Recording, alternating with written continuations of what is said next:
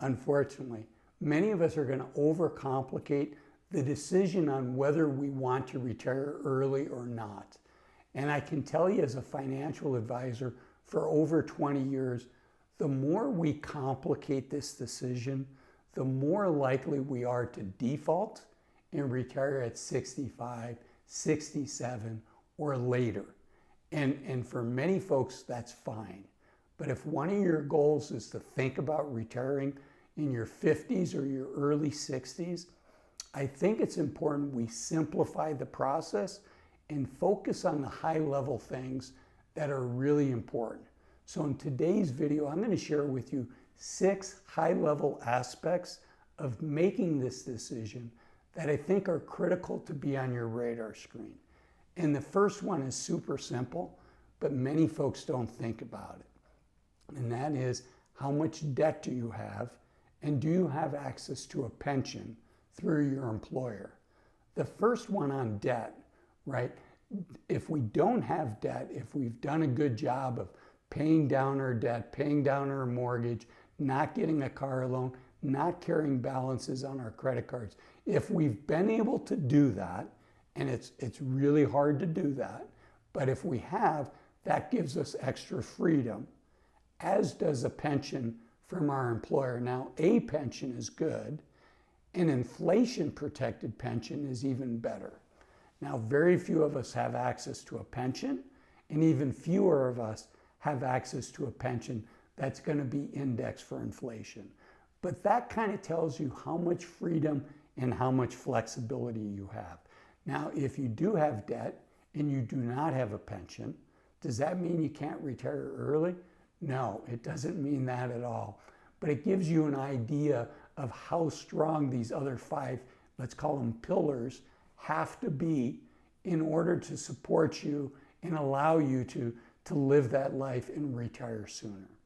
Okay, the second thing I want you to think about, and it's just a reality of living in the United States, is how are we going to get our health care insurance? Many of us here in the United States, when we turn 65, are going to qualify for Medicare. And that covers a big piece of our healthcare insurance, our healthcare costs. Not all of it, but a big piece. But if we're not 65 yet, how are we going to get that healthcare insurance? Do we have that because we served in the military? Do we have that as a benefit from our current employer? Sometimes that comes with a pension. Or are we going to have to buy that insurance? And it's critical that we have a feel for what that's going to cost. And for many of us, what that means is going to be looking at the exchanges, the state exchanges offered through the Affordable Care Act, and looking at what healthcare insurance is going to cost us through those exchanges. Now, unfortunately, we cannot get a quote for the next 10 years of our life or 12 years or whatever you need until you're Medicare qualified. But we do the best that we can. So healthcare insurance, unfortunately, our retirement savings could be wiped out in a heartbeat if we don't have healthcare insurance. So it's critical that we have continuous coverage up to the point that we get on Medicare. And even then, with Medicare, it's not going to be completely free for us. So it's important that you go to the Medicare website and get a feel for what that's going to cost. Many people are surprised at how much Medicare is going to cost. And I don't share this to scare you, but I share it so that you have the data. Fidelity Investments did a survey, and according to them, even once we're 65 years old, Americans are looking at over $150,000, $150,000 in Medicare costs outside of what Medicare is going to cover. And if you think about that, when you reach 65, for women, you've got 20, 25 years of life expectancy. For men, we have 17 to 20 years. And on a per year basis, it's, $7 or $8 grand a year. So it is within the realm of reason, but getting a handle on not just our healthcare expenses, but point number 3 is our overall expenses. What do expenses look like for us in retirement? And I think it's critical that we test drive these expenses before we make the decision that, yes, this is what we want to do.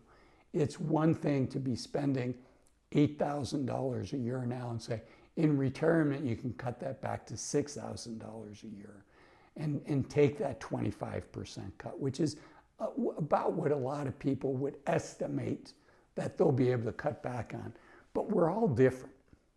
I want you to think about, could you test drive working on this retirement, living on this retirement budget?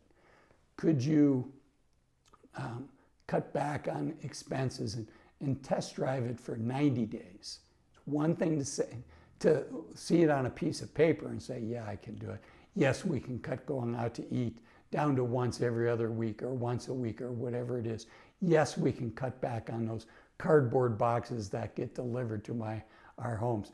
Yes, we could do more vacations, but maybe less expensive vacations. It's one thing to say that, it's another thing to live it.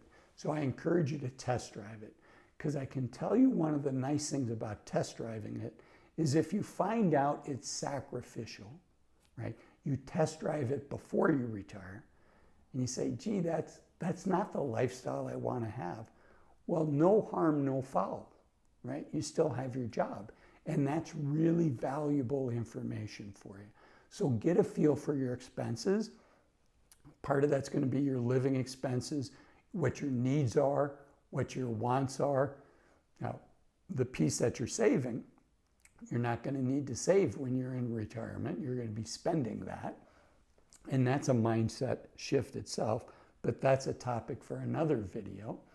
But so you test drive it, and if it feels comfortable for you, then you know that, okay, that's a good sign.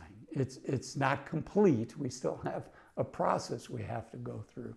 The other thing is really thinking about your taxes in retirement. A lot of people come up with a budget, but don't think about their taxes. Let's say you have $500,000 saved in a regular IRA and $500,000 in a regular company 401k. Well, as you take that money out from a regular IRA, a regular 401k, that's going to be taxable income to you. And versus if that money was in a Roth IRA or if it was in a bank account where you've already paid tax on that money. So thinking about your taxes can be a surprise, and surprises are not good. These type of surprises are not good. So I want to put that on your radar screen. I also want you to think about, where's the cash going to come from to fund your living expenses? So if it's in a 401k, if it's in an IRA, can you access that money before you're 59 and a half without triggering that penalty? And if you, none of what I'm sharing today is financial advice. I just want to put these things on your radar screen so you can look into it.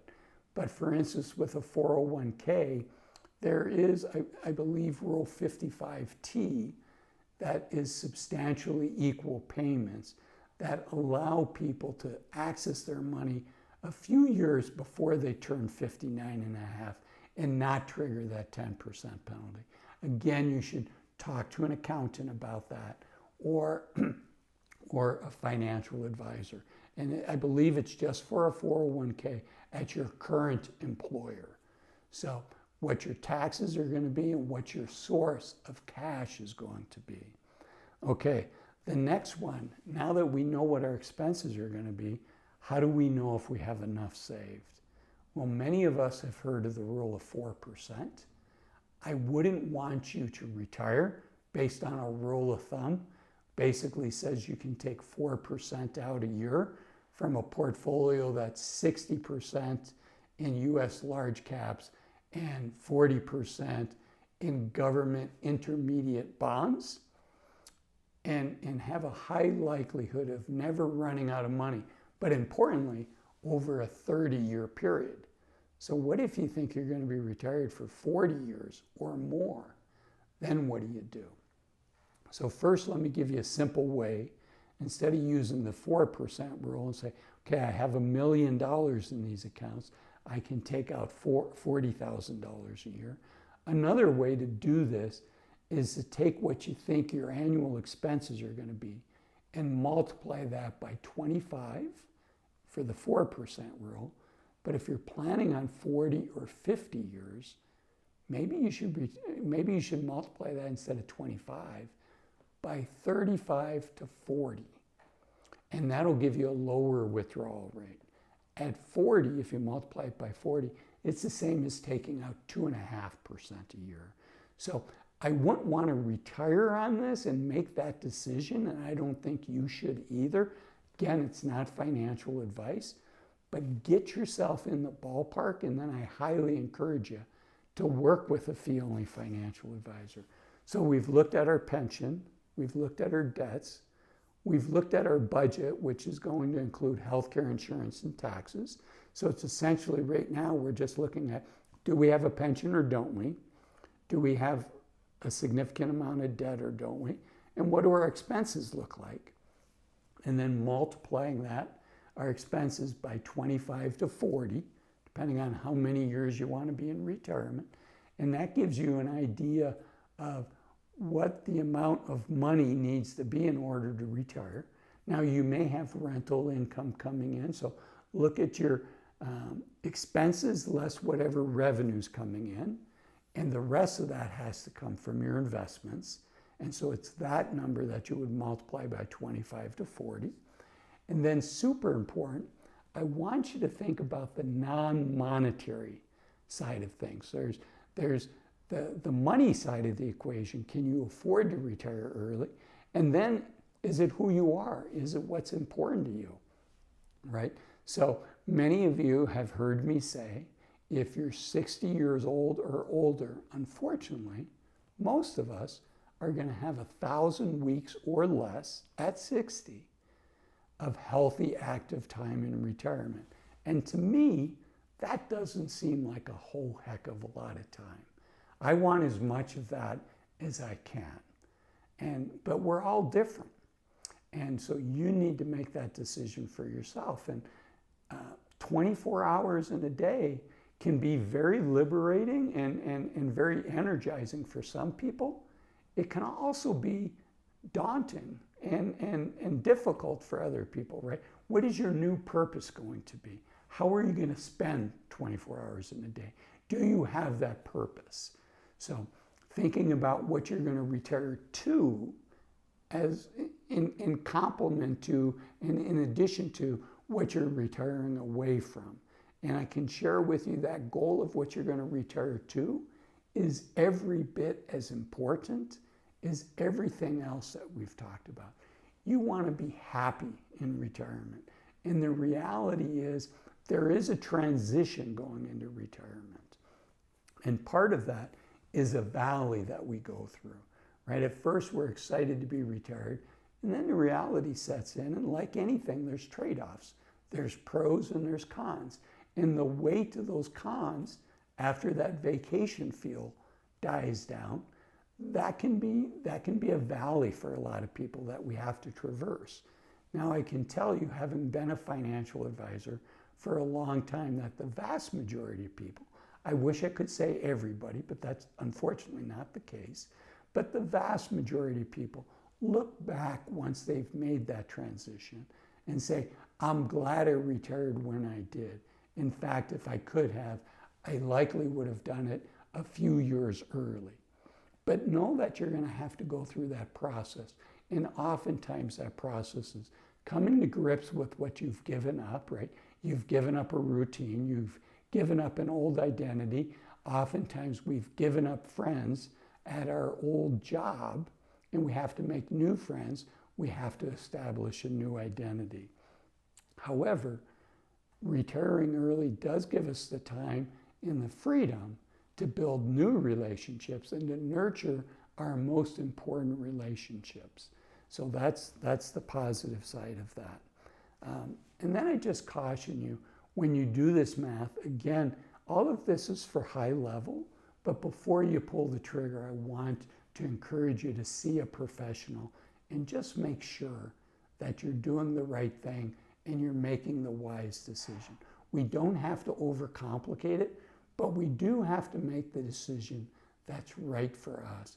And one of the things that can be helpful is thinking about what the number is for you. We talked about the non-monetary side of things, but what is that number? And I can share with you, it's very normal, whatever number that you have, to think, well, when I have 50% more than this, when I have 2 times this, then I'll be comfortable.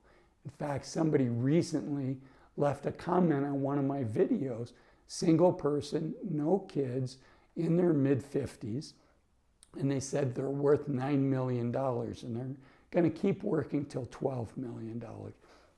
And my concern for that person is when they get to $12 million, they're going to want to get to 15 million.